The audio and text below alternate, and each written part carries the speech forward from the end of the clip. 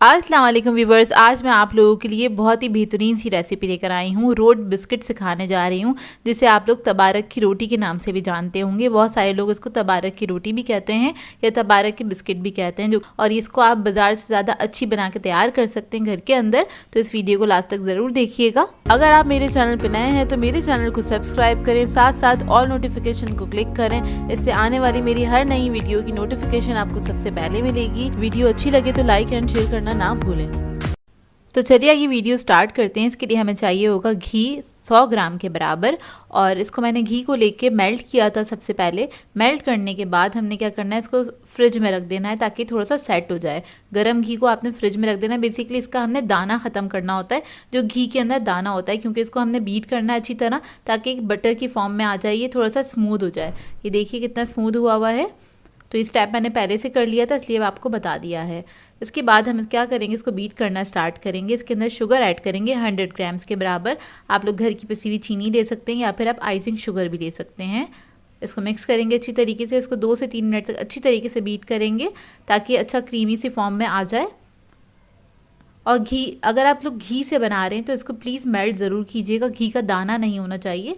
जब आप इसको मेल्ट कर लेंगे तो बस फ्रिज में रख देना है आपने सेट करने के लिए इसको। तो बस इसको मैं साइडों पे से साफ़ कर रही हूँ। तो जो साइडों पे सारा मिक्सचर स्टिक हो गया है वो अच्छी तरीके से मिक्स हो जाए। और 2 से 3 मिनट लगेंगे आपको इसको बीट करने के लिए। बस अच्छी तरीके से आपने इसको बीट करना है। ये देखिए अच्छी तरीके से बीट हो गया है। अब इसके अंदर हम ऐड करेंगे अंडा। तो अंडा हमें ऐड करना है इसमें आधा। तो पहले हम अंडे को फेंट लेंगे। साबुत अंडे को अच्छी तरीके से फेंट लीजिए। उसके अंदर से आधा मिक्सचर जो है हम इसके अंदर ऐड कर देंगे। मिक्सचर नहीं, आधा अंडा ऐड कर देंगे इसके अंदर। और इसको भी हम बीट कर लेंगे। आधा अंडा हम रख देंगे, वो बाद में हम इस्तेमाल करेंगे 10 सेकंड के लिए। बस इतना ही मिक्स करना है इसको कि अंडा अच्छी तरीके से इसमें ना मिक्स हो जाए। इतना ही बीट करना है आपने इसको।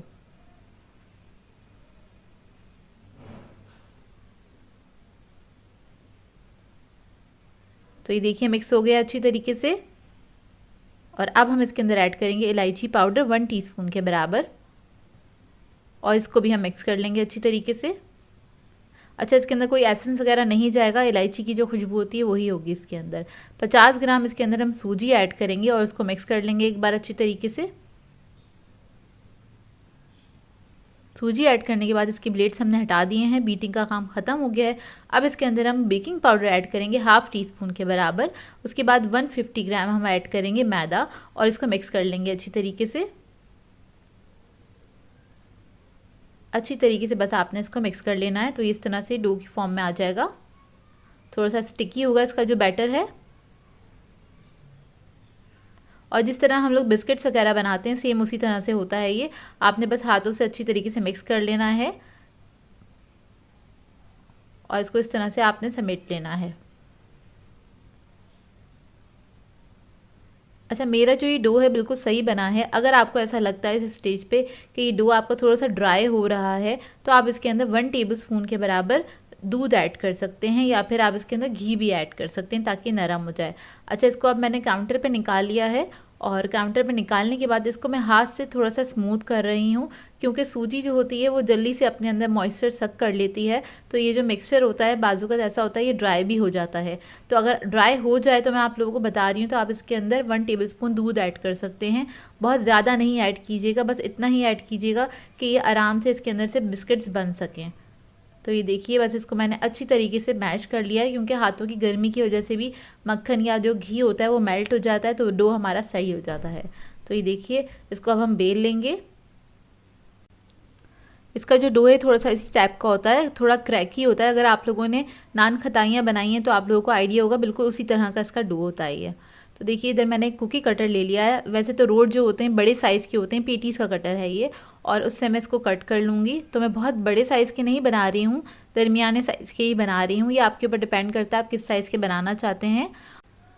तो इसको मैंने जो बेला था तकरीबन 1/4 इंच के बराबर का बेला था। इससे ज़्यादा मोटा नहीं रखेगा क्योंकि घर के जो हमारे ओवन्स होते हैं वो छोटे होते हैं, इतने बड़े साइज़ के नहीं होते हैं।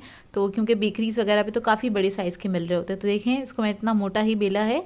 अब मैंने इधर एक बेकिंग ट्रे ले ली है, उसके अंदर बटर पेपर लगा दिया था, ग्रीस नहीं किया है। इसको ग्रीस करने की ज़रूरत नहीं है, इसके ऊपर रख देंगे, इसको सेट कर लेंगे।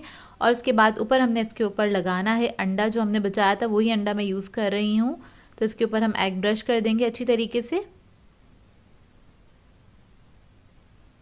और उसके बाद इसके ऊपर स्प्रिंकल करेंगे हम सौंफ।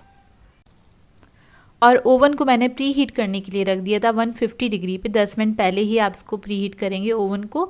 और पतीले की टाइमिंग मैं आगे मेंशन कर दूंगी। तो देखिए सौंफ मैंने इसके ऊपर डाल दी है। इसके बाद मैं ले लूँगी पॉपी सीड्स यानी कि खसखस, वो थोड़े से हम इसके ऊपर स्प्रिंकल कर देंगे। इसका टेस्ट बहुत अच्छा आता है इसके साथ। ये कम या ज़्यादा आप अपनी मर्ज़ी के मुताबिक ऐड कर सकते हैं, जैसे आपको पसंद हो। और फिर मैं इसके ऊपर ऐड करूँगी पिस्ता। पिस्ता ऑप्शनल है, आप लोग चाहें तो ऐड कर सकते हैं, ना चाहे तो ना भी करें। थोड़ा सा पिस्ता स्प्रिंकल करने के बाद इसको मैं थोड़ा सा ऊपर से दबा दूंगी ताकि इसके ऊपर ये स्टिक हो जाए, चिपक जाए सारा कुछ इसके ऊपर। तो ये देखिए इस तरह से हल्के हाथ से। और अब मैं इसको बेक करने के लिए रख दूंगी। ये बेकिंग टाइमिंग है इसकी 15 to 20 मिनट्स के लिए। 150 डिग्री पे ये बेक होगा।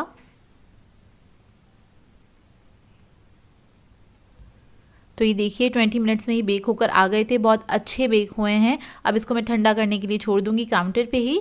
और जब ये ठंडे हो जाएंगे तब इसको हम सर्व करेंगे। तो देखिए ठंडे हो चुके हैं, मैं आपको दिखा देती हूँ, बिल्कुल परफेक्टली बेक हुए हैं। घर में बहुत अच्छे से बन जाते हैं ये, आप लोग ज़रूर ट्राई कीजिएगा। बहुत आसान सी रेसिपी है और अपना फीडबैक ज़रूर दीजिएगा मुझे। तो ये देखिए इसका लुक, मैं आपको इसको तोड़ के दिखाती हूँ।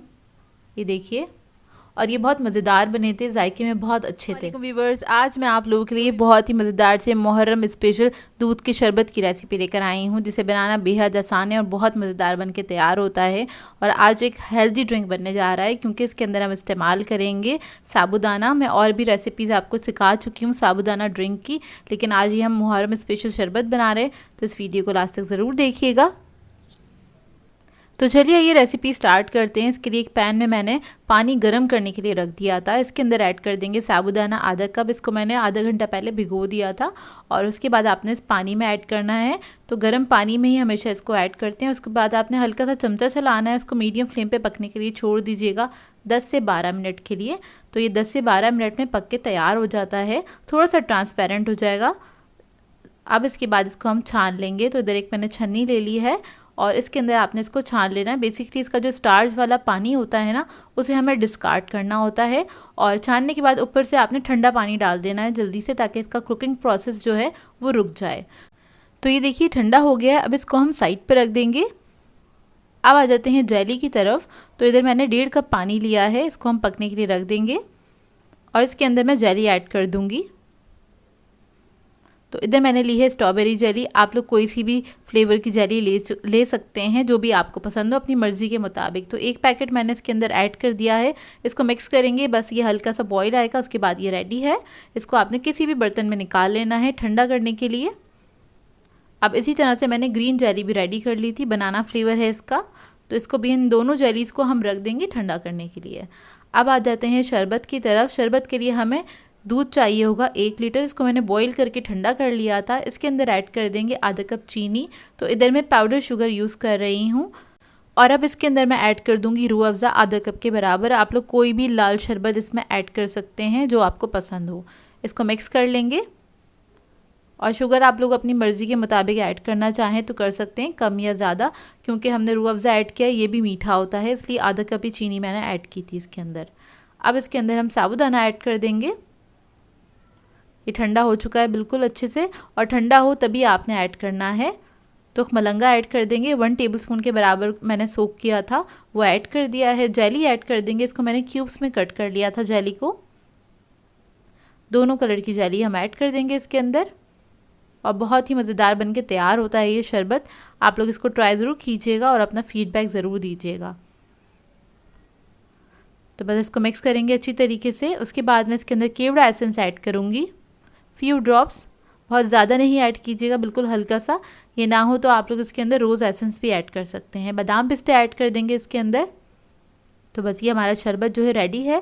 इसको आप लोग बना के अफ्तार में भी इंजॉय कर सकते हैं और काफ़ी हेल्दी रहेगा, पेट के लिए काफ़ी अच्छा रहेगा। ठंडा रहता है साबूदाना पेट के लिए, तो इसको इस्तेमाल करना चाहिए और ये ड्रिंक में बहुत ही मज़ेदार लगता है। अच्छा, इसके अंदर मैंने बर्फ़ इस्तेमाल नहीं करी क्योंकि दूध जो था वो ठंडा था और बाकी चीज़ें भी ठंडी थी। आप लोग चाहें तो सर्विंग के वक्त इसके अंदर बर्फ़ ऐड कर सकते हैं अपनी मर्ज़ी के मुताबिक। आई होप आपको ये सिंपल सी रेसिपी अच्छी लगी हो। लास्ट में आप लोगों ने बस गार्निश कर देना इसको पिस्ते बादाम के साथ। तो बस ये हमारा शरबत रेडी है। वालेकुम व्यूवर्स, आज मैं आप लोगों के लिए बहुत ही मज़ेदार चना बिरयानी की रेसिपी लेकर आई हूँ, जो कि बहुत ही टेस्टी बन के तैयार होती है, मसालेदार बन के तैयार होती है।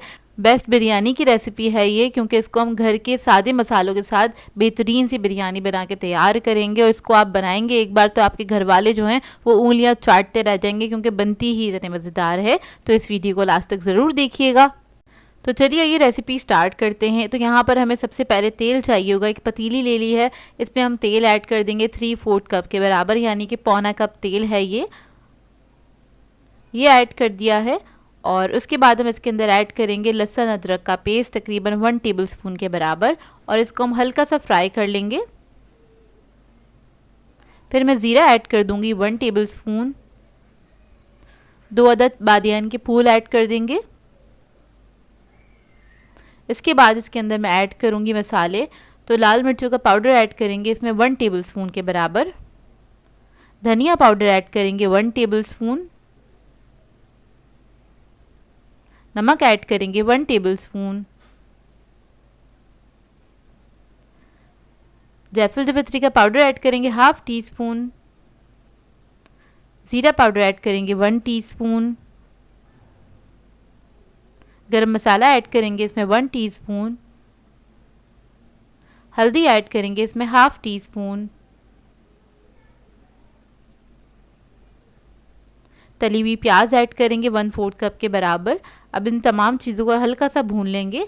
आप लोग फर्स्ट स्टेप अगर करना चाहते हैं तो पहले प्याज को फ्राई करिएगा, उसके बाद बाकी के मसाले ऐड कर दीजिएगा। उसके बाद इसको भूनने के बाद इसके अंदर हम टमाटर ऐड कर देंगे 1 कप के बराबर। 3 से 4 टमाटर थे ये। उसके बाद हम इसके अंदर आलू ऐड करेंगे 4 अदद बड़े साइज़ के। उसको मैंने बड़े साइज़ में ही कट किया है, यानी कि एक आलू के सिर्फ 4 हिस्से ही किए हैं। इसको मिक्स करेंगे अच्छी तरीके से। उसके बाद इसके अंदर हम पानी ऐड कर देंगे तकरीबन 1 कप के बराबर। 1 से 1.5 कप आप ऐड कर सकते हैं। इतना पानी ऐड कर दीजिएगा कि ये आलू जो है अच्छे से गल जाएं इसके अंदर, और इसको हम कवर करके छोड़ देंगे 10 से 15 मिनट के लिए। उसके बाद हम चेक कर लेंगे तो ये आलू जो थे मेरे पास ये 10 मिनट के अंदर ही गल गए थे बहुत अच्छे से। ये देखिए गल चुके हैं आलू। अब इसके अंदर हम चने ऐड कर देंगे, जिनको मैंने पहले ही बॉईल कर लिया था। 4 कप के बराबर हैं ये, और ये बॉईल करने के बाद मैंने मेजर किया था, 4 कप चने थे ये। तो ये हम मिक्स कर देंगे अच्छी तरीके से। और इसके बाद इसके अंदर हम ऐड करेंगे हरी मिर्चें 7 से 8 अदद। 1 अदद लेमन के स्लाइसेस मैंने ऐड कर दिए हैं, बड़े साइज़ का लेमन था ये। और इसके बाद इसको हम हल्का सा मिक्स करके छोड़ देंगे पकने के लिए। कवर करके छोड़ देंगे 5 से 7 मिनट के लिए। तो देखिए 5 से 7 मिनट हो चुके हैं और चने हमारे पास गले हुए थे। ये मसाला बहुत जल्दी बन के तैयार हो जाता है। इधर ये रेडी हो गया है। अब इसके बाद हम फ्लेम ऑफ कर देंगे और चावलों की तरफ आ जाते हैं। तो चावल के लिए एक मैंने बड़ा पतीला ले लिया है, उसमें खुला पानी ऐड कर दिया है। इसमें 2 टेबलस्पून के बराबर हम नमक ऐड कर देंगे। फिर हम इसके अंदर ऐड करेंगे दालचीनी, 2 स्टिक्स ले ली थी मैंने। हरी इलायची ऐड करेंगे 6 अदद। लौंगे ऐड करेंगे 6 से 8 अदद। चावल ऐड करेंगे 500 ग्राम्स के बराबर हैं। आधा किलो चावल थे, सेला राइस यूज़ कर रही हूँ मैं, और इसको मैंने आधा घंटा पहले भिगो दिया था। बस इसको हमने फुल डन कर लेना है। तो देखिए चावल हमारे पक गए हैं। 10 से 15 मिनट लगते हैं इसको पकने में, बॉईल होने में।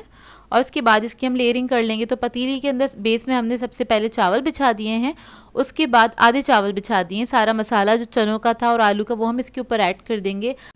हरा धनिया पुदीना ऐड कर देंगे इसके ऊपर। थोड़ा सा ज़र्दा फूड कलर ऐड करेंगे 1/2 टीस्पून के बराबर। तली हुई प्याज ऐड कर देंगे। फिर बाकी के जो चावल थे आधे वो हम इसके ऊपर ऐड करेंगे। इसको फैला देंगे अच्छी तरीके से। फैलाने के बाद दोबारा से वही लेयरिंग करेंगे हम, मतलब इसके अंदर हम हरा धनिया पुदीना ऐड करेंगे, ज़र्दा फूड कलर ऐड करेंगे और इसके बाद हम इसके अंदर ऐड करेंगे तली हुई प्याज और आखिर में हम इसके अंदर केवड़ा ऐड करेंगे। तो केवड़ा एसेंस भी आप लोग ऐड कर सकते हैं। यहाँ पर मेरे पास ज़ाफ़रानी केवड़ा है तो वो मैं कलर के ऊपर डाल दूँगी इस तरह से। और थोड़ा सा ऑयल ऐड कर देंगे 2 टेबलस्पून के बराबर। फिर इसको कवर करके छोड़ देंगे, 2 मिनट तेज़ आंच पे पकाएंगे। इसके बाद हल्की आंच करके दम दे देंगे इसको तकरीबन 8 मिनट के लिए। तो देखिए इधर हमारी बिरयानी रेडी हो गई। इधर मैं आपको खोल के दिखा देती हूँ, आपको देखने से ही अंदाज़ा हो जाएगा कितनी मज़ेदार, जूसी और मसालेदार बिरयानी बन के तैयार हुई है ये। इस रेसिपी को आप ट्राई ज़रूर कीजिएगा और अपना फ़ीडबैक भी ज़रूर दीजिएगा। तो देखिए बिरयानी को बस हम इसको सर्व कर देंगे और इसको आप सर्व करने के लिए इसके साथ रायता बना सकते हैं, अच्छी सी एक सैलेड बना लीजिएगा। घर वाले भी खुश हो जाएंगे और आपकी भी तारीफ़ हो जाएंगी क्योंकि ये बहुत ही मज़ेदार बनती है।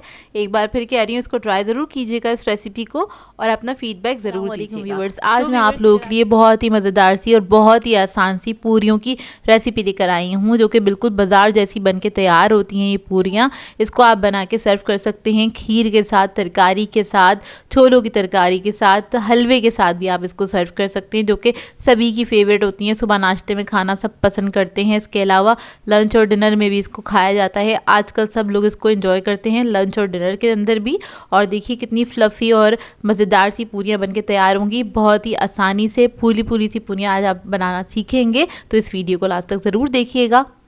तो चलिए आइए वीडियो स्टार्ट करते हैं। तो इसके लिए हमें सबसे पहले चाहिए होगा मैदा। ऑल पर्पस फ्लोर लिया है मैंने 500 ग्राम्स के बराबर, यानी कि आधा किलो। इसके अंदर ऐड कर देंगे 3 टेबलस्पून के बराबर कुकिंग ऑयल और इसके बाद मैं इसमें ऐड करूँगी नमक 1 टीस्पून के बराबर। ये पिंक सॉल्ट है इसलिए पिंक कलर का होता है। अक्सर लोग पूछते हैं मैं कौन सा नमक यूज़ करती हूँ, तो मैं पिंक सॉल्ट यूज़ करती हूँ। तो इन दोनों चीज़ों को आपने मैदे के अंदर अच्छी तरीके से मिक्स कर लेना है और इसके बाद हम इसका आटा गूंदना स्टार्ट करेंगे। इधर मैं टैप वाटर यूज़ कर रही हूँ और आप लोग बस याद रखिएगा कि अगर आपके यहाँ बहुत ज़्यादा सर्दी है, मतलब आप जिस सिटी में रहते हैं उस सिटी में बहुत ज़्यादा सर्दी है, तो आप लोग नीम गर्म पानी से इसका आटा गूंदिएगा।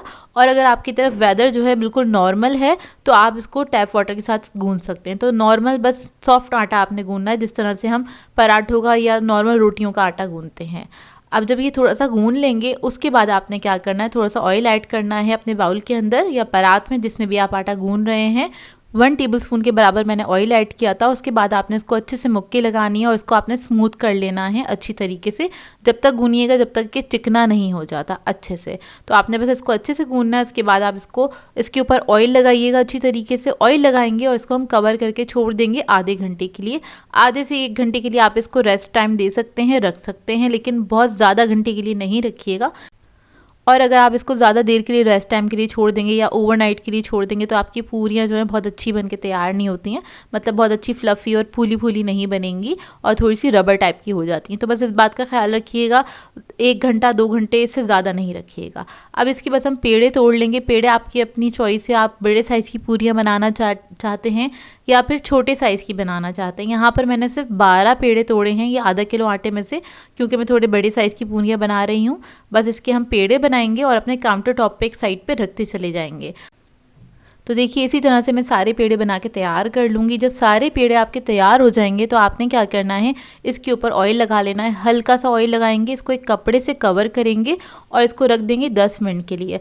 और जब हम पूरियाँ बनानी स्टार्ट करेंगे तो आप याद रखिएगा किस सीक्वेंस में आपने रखा है पेड़े को, उसी सीक्वेंस से आपने पेड़े को उठाना है और पूरियाँ बनानी है। मतलब इसको जितना अच्छा रेस्ट मिलेगा उतना अच्छा है। मतलब आपने जो पहला पेड़ा बनाया था आपने वही पेड़ा उठाना है और उससे आपने पूरी बनानी है। और सेकंड जब बनाया था तो इसी तरह से आपने बनाना स्टार्ट करना है। अब पूरी हम बनानी स्टार्ट कर लेते हैं क्योंकि 10 मिनट हो गए हैं। तो हमने क्या करा है, काउंटर टॉप पे थोड़ा सा ऑयल लगा लिया है और ऑयल लगाने से क्या होता है, पूरियाँ थोड़ी सॉफ्ट बनती हैं और अच्छी बन के तैयार होती हैं। अगर आपको ऑयल से बेलने की आदत नहीं है तो आप सूखा आटा भी लगा सकते हैं, लेकिन बहुत ज़्यादा मत लगाइएगा, उससे पूरियाँ जो हैं वो कड़क हो जाती हैं और अकड़ जाती हैं। तो इस वजह से मना करते हैं, पूरियों के लिए हमेशा ऑयल यूज़ करना चाहिए। तो इसको मैं बेल लूँगी और इसको बेलना थोड़ा सा मुश्किल होता है और शेप थोड़ा सा आउट हो जाता है। हो जाए तो कोई बात नहीं, ऑयल में जाके सही हो जाएगा। तो इधर मैंने ऑयल गर्म करने के लिए रख दिया था कढ़ाई में। और जब आप पेड़े वगैरह बनाना स्टार्ट करें आपने तभी रख देना है ऑयल को गरम करने के लिए, ताकि वो अच्छा सा गरम हो जाए, क्योंकि पूरियों के लिए अच्छा गरम ऑयल चाहिए होता है। तो यहाँ पे मैं पहली पूरी फ्राई कर रही हूँ, और पहली पूरी जो होती है वो हमेशा से फूलती नहीं है, उतने अच्छे से नहीं फूलती जितनी बाकी फूल जाती हैं, क्योंकि ऑयल उतने अच्छे से हीट अप नहीं हुआ होता है। तो बस पहली और दूसरी पूरी के साथ हमेशा यही होता है। आपके साथ होता है कि नहीं मुझे बताइएगा कमेंट करके। और बस ये पहली पूरी हमारी तैयार हो गई है। अच्छा, अब आपकी मर्ज़ी है, अगर आप लोग क्रिस्पी खाना चाहते हैं तो इसको थोड़ा ज़्यादा सेकंड के लिए आप फ्राई कर लीजिएगा, क्योंकि पूरियाँ चंद सेकंड में पक के तैयार हो जाती हैं। इसको बनाने में ज़्यादा टाइम नहीं लगता, मतलब इसका फ्राइंग टाइम जो है ना वो कम है। तो ये देखिए, अब आ जाते हैं सेकंड पूरी की तरफ। सेकंड पूरी मैंने जैसी डाली वो बहुत अच्छे से फूल गई और कितनी अच्छी फ्लफ़ी सी बनके तैयार हुई है।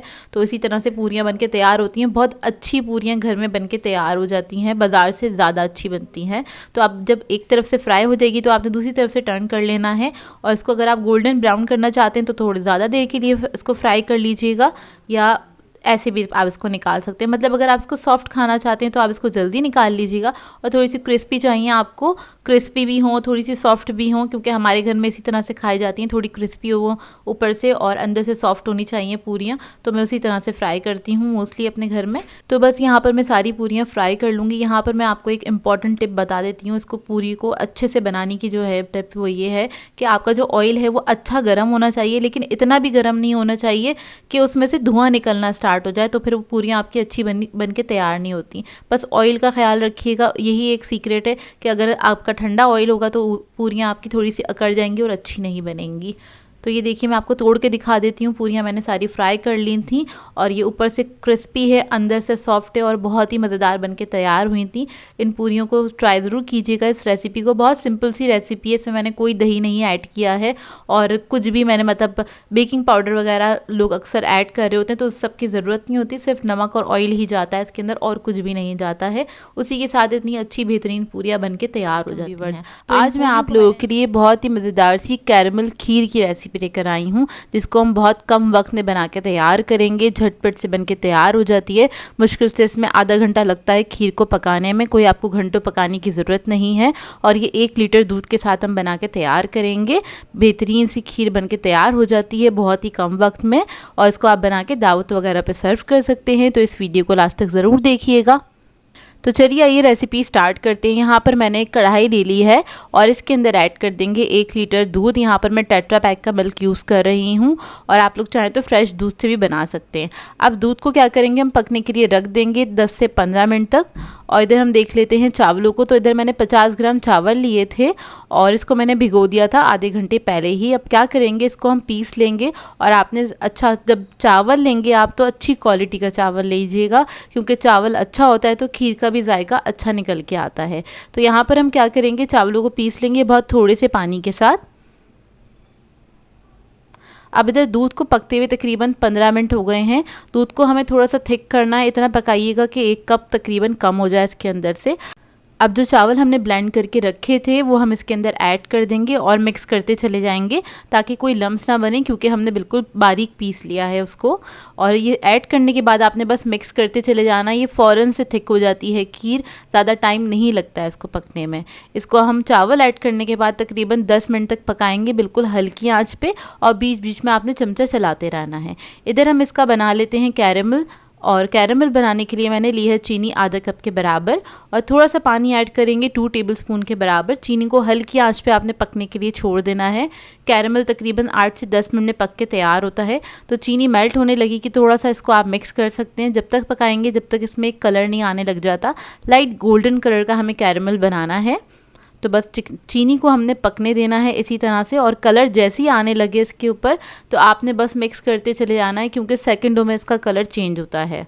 तो देखिए चीनी का कलर बिल्कुल अच्छे से चेंज हो गया, लाइट गोल्डन कलर आ जाए तब हम क्या करेंगे, इसके अंदर पानी ऐड करेंगे। पानी हमने 1 कप ऐड करना है, तो थोड़ा थोड़ा करके पानी ऐड करेंगे इसके अंदर, और पानी एहतियात से ऐड कीजिएगा, क्योंकि जब हम पानी डालते हैं गर्म चीनी के ऊपर तो पानी बहुत ज़्यादा उछलता है, तो बस एहतियात कीजिएगा। फिर थोड़ा थोड़ा करके आपने सारा पानी ऐड कर देना है। टोटल 1 कप के बराबर पानी डाला था हमने। तो बस पानी ऐड करके इसको हम 2 मिनट तक कुक करेंगे, क्योंकि जो नीचे चीनी होती है वो थोड़ी सी थिक हो जाती है, ताकि वो अच्छे से मेल्ट हो जाए। तो जब ये मेल्ट हो जाएगी तो फ्लेम हमने ऑफ़ कर देनी है। उसके बाद जो खीर हम बना रहे थे उसके अंदर ऐड कर देंगे, यानी कि चावल और दूध का जो मिक्सचर था उसके अंदर हम ये ऐड कर देंगे। तो आपने ये ऐड कर देना। ये ऐड करते ही के साथ ही इसका बहुत प्यारा से कलर आ जाएगा कैरेमल टाइप का, और इसमें टेस्ट बहुत मज़ेदार आता है इस खीर का। तो बस इसको मिक्स करेंगे अच्छी तरीके से। अच्छा, स्टार्ट में जो हमने दूध को रिड्यूस किया था वो इसलिए किया था क्योंकि इसके अंदर हमने कैरेमल ऐड करना था और इसमें 1 कप के बराबर तकरीबन पानी चला जाता है। इसको हम पकने देंगे 10 मिनट के लिए, जब तक कि थोड़ी थिक नहीं हो जाती। यहाँ पर हम नट्स को फ्राई कर लेंगे, तो उसके लिए मैंने असली घी लिया है और तकरीबन 3 to 4 टेबलस्पून के बराबर नट्स हम फ्राई कर लेंगे। पिस्ते और बादाम लिए। अच्छा, ये स्टेप जो है टोटली ऑप्शनल है, अगर आप लोगों को करना चाहते हैं तो ज़रूर कीजिएगा क्योंकि इससे टेस्ट बहुत एनहांस होता है नट्स का। तो इधर हमारी जो खीर है वो अच्छे से थिक हो गई है। नट्स को मैंने फ्राई करके ठंडा करके कूट लिया था मोटा मोटा सा। तो देखें खीर हमारी अच्छे से थिक हो गई है। अब क्या करेंगे, लास्ट में हम इसके अंदर थोड़ा सा खोया ऐड करेंगे, तकरीबन 2-3 टेबलस्पून के बराबर, और इससे भी इसका टेस्ट बहुत अच्छा आ जाता है। तो इसको बस मिक्स करेंगे। खोया क्योंकि गरम खीर में डाला है तो ये खुद ही डिज़ोल्व हो जाएगा अच्छी तरीके से इसके अंदर। इसको मिक्स करेंगे और फ्लेम ऑफ कर देंगे। तो देखिए कितनी थिक खीर बनके तैयार हुई है। ठंडा होने के बाद ये और मज़ीद थिक हो जाएगी। तो यहाँ पर मैंने छोटा सा मिट्टी का कूंडा ले लिया है और इसके अंदर हम ये सारी खीर ऐड कर देंगे और ऊपर से गार्निश कर लेंगे इसको पिस्ता बादाम से जो हमने कूट के रखे थे। और इसके बाद इसको हम ठंडा करने के लिए रख देंगे। 4 से 5 घंटे के लिए फ्रिज में रख दीजिएगा ठंडा करने के लिए। उसके बाद आप इसको सर्व कर सकते हैं। बहुत ही बेहतरीन खीर बनके तैयार होती है ये, और बहुत जल्दी भी बन जाती है। इसको बनाने में ज़्यादा टाइम नहीं लगता है। तो खीर इधर हमारी ठंडी हो गई है, मैं आपको निकाल के दिखा देती हूँ। बहुत ही क्रीमी स्मूथ खीर बनके तैयार होती है। आप लोग ट्राई ज़रूर कीजिएगा, आप लोगों को बहुत पसंद आएगी ये खीर। और इसको आप पूरियों के साथ सर्व कर सकते हैं, पराठों के साथ सर्व कर सकते हैं, शीरमाल और नान के साथ भी आप इसको सर्व कर सकते हैं, जो कि बहुत ही बेहतरीन लगती है। तो ये देखिए इसका टेक्सचर बहुत ही क्रीमी और मज़ेदार बनी थी। ट्राई करें तो अपना फीडबैक ज़रूर दीजिएगा। आज मैं आप लोगों के लिए देगी मटन कोरमे की रेसिपी लेकर आई हूँ। बहुत ही आसान रेसिपी है और घर के सिंपल मसालों से हम बहुत ही बेहतरीन कोरमा बना के तैयार करेंगे। और इसको आप बना के दावतों पे पार्टीज़ वगैरह में सर्व कर सकते हैं क्योंकि दावतों वाली रेसिपी है और बिल्कुल ओरिजिनल कोरमे वाली रेसिपी है ये। तो इस वीडियो को लास्ट तक ज़रूर देखिएगा। तो चलिए ये वीडियो स्टार्ट करते हैं। इसके लिए एक मैंने पतीली ले ली है और इसके अंदर हम ऐड कर देंगे कुकिंग ऑयल 1 कप के बराबर। इसमें ऑयल थोड़ा सा ज़्यादा जाता है क्योंकि हमें इसमें प्याज फ्राई करनी है, तो थोड़ा ज़्यादा ही ऐड कर सकते हैं। बाद में चाहें तो आप लोग निकाल भी सकते हैं इसमें से ऑयल। अच्छा, इसके अंदर मैंने प्याज ऐड कर दिए। तो 4 बड़े साइज़ की डली ले ली थी मैंने और वो मैंने स्लाइस करके कट कर लिया है। इसको हम फ्राई करेंगे लाइट गोल्डन ब्राउन होने तक। और कोरमा जब अच्छा बनाना हो आपको तो प्याज का थोड़ा ख्याल रखा करें। प्याज ज़्यादा डार्क होगी तो कोरमे का कलर भी बहुत डार्क हो जाएगा, और प्याज अच्छी सुनहरी होगी, लाइट कलर की होगी तो कोरमा भी आपका गोल्डन से कलर का बनेगा। तो देखिए प्याज फ्राई हो गई, इसको हम निकाल लेंगे। निकालने के बाद प्याज को मैं पीस लूँगी। अब उसी ऑयल के अंदर हम ऐड करेंगे अदरक लहसुन का पेस्ट तकरीबन 2 टेबलस्पून के बराबर। और इसके अंदर मैं ऐड करूँगी बे लीव्स, तकरीबन 3 अदद ले लिए मैंने मीडियम साइज़ के। काली मिर्चें ऐड करेंगे 10 से 12 अदद।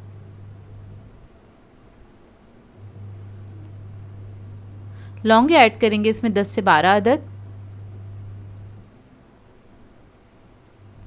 छोटी इलायची ऐड करेंगे 5 अदद, इसको मैंने कूट लिया था। और फिर हम इसके अंदर मसाले ऐड करेंगे। तो लाल मिर्चों का पाउडर ऐड कर रही हूँ मैं 2 टेबलस्पून के बराबर। धनिया पाउडर है हमारे पास 2 टेबलस्पून। नमक ऐड करेंगे इसमें 1 टीस्पून। इन तमाम मसालों को अच्छी तरीके से भून लेंगे, हल्का सा फ्राई करेंगे। तो जब ये फ्राई हो जाएगा फिर हम इसके अंदर गोश्त ऐड कर देंगे। तो इधर मैंने मटन लिया है, तो ये 1 केजी के बराबर है। आप लोग चाहें तो सेम रेसिपी फॉलो करते हुए चिकन या फिर बीफ में भी ये कोरमा बना सकते हैं। तो देखिए मटन मैंने इसके अंदर ऐड कर दिया है। अब इस गोश्त को हल्का सा भून लूँगी इसी मसाले के साथ। बस हल्का सा भूनने के बाद इसके बाद हम इसके अंदर पानी ऐड करेंगे। तो इधर मैं 2 ग्लास के बराबर पानी ऐड कर रही हूँ, इतना कि जो गोश्त है हमारा अच्छे से गल जाए इस पानी के अंदर। और इसको हम लो मीडियम फ्लेम पे पकने के लिए छोड़ देंगे तकरीबन आधे घंटे के लिए। मटन वैसे भी जल्दी गल जाता है, ज़्यादा टाइम नहीं लगता है इसको पकने में। तो देखिए आधा घंटा हो गया है और मटन जो है हमारा 80% तक गल चुका है। और जब ये 80% गल जाएगा फिर आपने इसके अंदर प्याज ऐड कर देनी है। तो हमने प्याज को पीस लिया था, इसका पेस्ट बना लिया था, बहुत कम पानी ऐड किया था प्याज पीसते हुए, ज़्यादा पानी नहीं ऐड कीजिएगा नहीं तो इसको सुखाने में आपको काफ़ी टाइम लग जाएगा। तो प्याज ऐड कर दिए, उस प्याज को भी हम मिक्स कर लेंगे अच्छी तरीके से।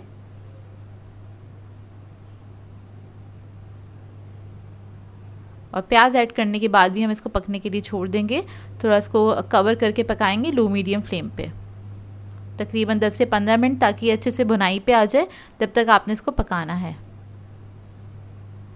तो देखिए सालन जो है हमारा भुनाई पे आ चुका है, सारा ऑयल आ गया है ऊपर और जो गोश्त है हमारा गल गया है। जब गोश्त गल जाएगा अच्छी तरीके से फिर आपने इसके अंदर ऐड करना है दही। तो इधर मैंने आधा कप दही लिया था, उसको मैंने फेंट लिया था, उसके अंदर कोई लम्स नहीं होने चाहिए। आपने दही ऐड कर देना है और उसको भूनना है अच्छी तरीके से,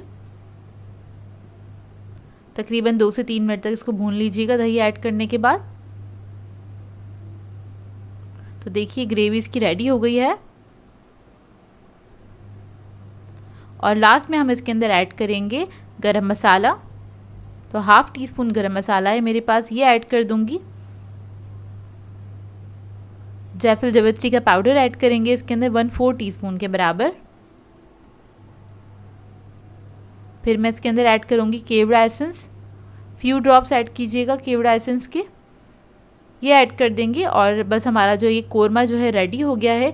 ये ऐड करने के बाद आपने फ्लेम ऑफ कर देनी है, इसको 5-10 मिनट के लिए कवर करके छोड़ दीजिएगा, ताकि जो हमने चीज़ इसमें ऐड की उसकी अच्छी खुशबू इसके अंदर आ जाए।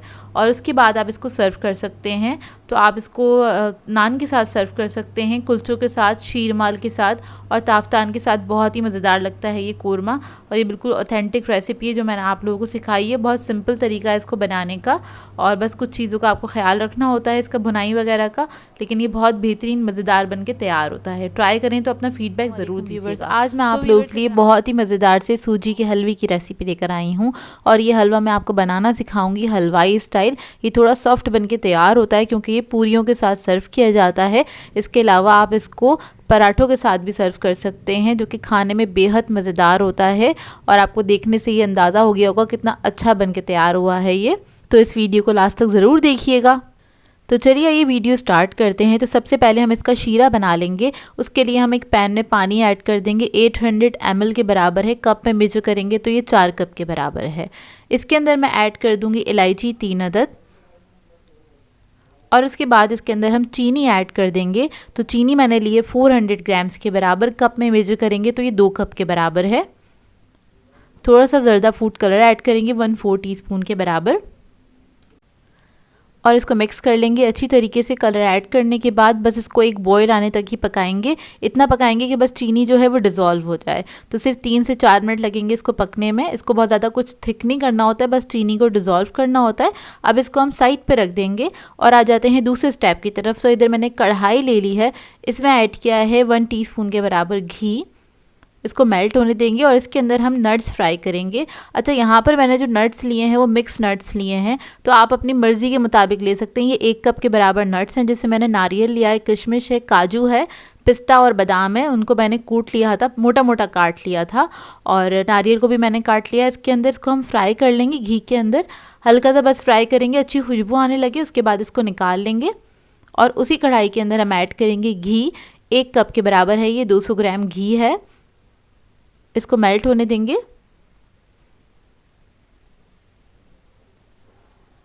और घी के अंदर हम ऐड कर देंगे सूजी। सूजी मैंने ली है 1 कप के बराबर, 200 ग्राम सूजी है और ये मीडियम साइज़ की सूजी है। इसके लिए ना ही आप बहुत मोटी सूजी लीजिएगा और ना ही बहुत बारीक लीजिएगा, क्योंकि बारीक सूजी लेते हैं तो हलवा अच्छा बन के तैयार नहीं होता, इतना अच्छा दानेदार नहीं बनता है। तो देखिए बस इसको आपने इतना भूनना है कि इसका हल्का सा कलर चेंज हो जाए और एक अच्छी खुशबू आने लगे। 2 से 3 मिनट लगते हैं इसको भूनने में। और जब ये भुन जाएगा फिर हम इसके अंदर शीरा ऐड करेंगे। लेकिन शीरा ऐड करते हुए आप थोड़ा सा ध्यान से ऐड कीजिएगा, थोड़ा थोड़ा करके ही ऐड कीजिएगा इसके अंदर शीरा, क्योंकि ये उबल के ऊपर आ सकता है। तो एहतियात कीजिएगा बस शीरा ऐड करते वक्त। बस थोड़ा थोड़ा करके मैंने सारा शीरा ऐड कर दिया है। इसको मिक्स करेंगे, मिक्स करने के बाद इसको पकने देंगे तकरीबन 1 से 2 मिनट तक। थोड़ा सा थिक हो जाए इतना हमें पकाना है इसको। बहुत ही आसानी से तैयार हो जाता है ये वाला हलवा, लेकिन बस आप मेजरमेंट का ख्याल रखिएगा। जैसे मैंने बताया है उसी तरह से उसी स्टेप्स को फॉलो करेंगे तो आपका भी परफेक्ट हलवा बनके तैयार होगा। अक्सर लोगों का ये वाला जो हलवा है वो बहुत ज़्यादा हार्ड हो जाता है या सही से वो भुना हुआ नहीं बनता है। तो बस आप मैंने जो बताया है उन सब चीज़ों का ख्याल रखिएगा और मेजरमेंट्स का ख्याल रखिएगा।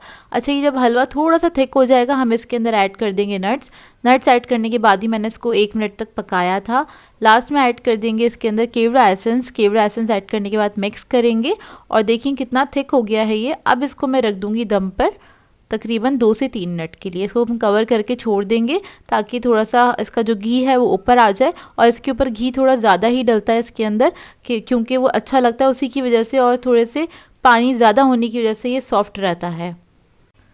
तो देखिए हमारा हलवा जो है वो रेडी हो गया है। इसका जो घी है वो ऊपर आ गया है, इसका मतलब हमारा जो हलवा है वो रेडी हो गया है। इसको हल्का सा मिक्स कर लेंगे और ये कितना अच्छा ग्लॉसी शाइनी सा हलवा बनके तैयार हुआ है। आप लोग स्टेप्स को फॉलो करेंगे तो आपका भी इसी तरह से बनके तैयार होगा। इसको आप लोग पूरियों के साथ सर्व कर सकते हैं, इसके अलावा पराठों के साथ भी सर्व कर सकते हैं। इसको अक्सर शादियों में भी सर्व किया जाता है, मतलब शादियों में भी ये वाला हलवा सर्व किया जाता है, जो कि सबको बहुत ही पसंद आता है और सबका फेवरेट होता है सूजी का हलवा। आप लोगों का फेवरेट है या नहीं मुझे कमेंट करके ज़रूर बताइएगा। बस इसको हमने गार्निश कर लिया था नट्स के साथ। इसको मैंने सर्व किया था पूरियों के साथ, क्योंकि पूरियों के साथ बहुत ही मज़ेदार लगता है। हलवा पूरी की कंप्लीट रेसिपी आपको मेरे चैनल पे से मिल जाएगी। तरकारियाँ वगैरह सारी रेसिपी अपलोड कर चुकी हूँ, आप लोग चाहें तो जाके उसे चेक कर सकते हैं। तो देखिए बस इसको मैं पूरियों के साथ एंजॉय कर रही हूँ। आप लोग भी इसको ट्राई करें तो अपना फीडबैक ज़रूर दीजिएगा।